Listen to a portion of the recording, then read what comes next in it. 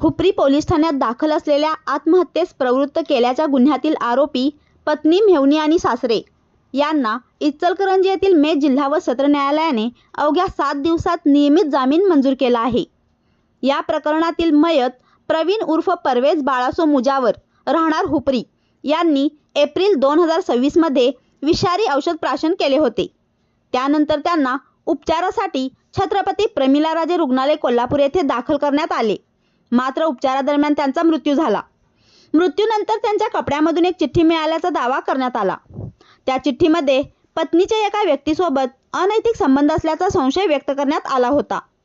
तसेच पत्नी व तिच्या नातेवाईकांकडून मानसिक त्रास होत असल्याने आत्महत्या करत असल्याचा उल्लेख असल्याचे फिर्यादीने म्हटले। त्यानंतर मयताच्या भावाने दिलेल्या फिर्यादीवरून पत्नी मेव्हणी आणि सासरे यांच्या विरुद्ध आत्महत्येस प्रवृत्त केल्याप्रकरणी गुन्हा दाखल करण्यात आला। या प्रकरणातील आरोपींच्या वतीने मेट जिल्हा व सत्र न्यायालयात नियमित जामिनासाठी अर्ज दाखल करण्यात आला।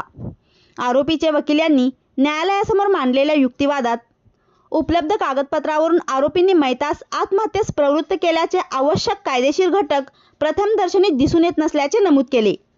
केवळ वैवाहिक वाद, संशय आणि आत्महत्येच्या चिठ्ठीतील उल्लेख यांच्या आधारे आत्महत्येस प्रवृत्त केल्याचा गुन्हा सिद्ध होत नाही।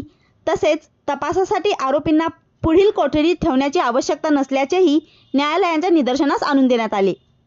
सरकारी पक्षाने जामिनास विरोध केला, मात्र दोन्ही बाजूंचा युक्तिवाद ऐकल्यानंतर माननीय जिल्हा व सत्र न्यायालयाने आरोपींच्या बाजूने मांडण्यात आलेला युक्तिवाद ग्राह्य धरत पत्नी मेव्हणी आणि सासरे यांना नियमित जामीन मंजूर केला।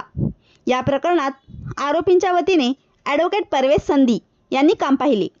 त्यांना ॲडव्होकेट देवांशिष बोहरा आणि ॲडव्होकेट जय कुलकर्णी यांनी सहकार्य केले।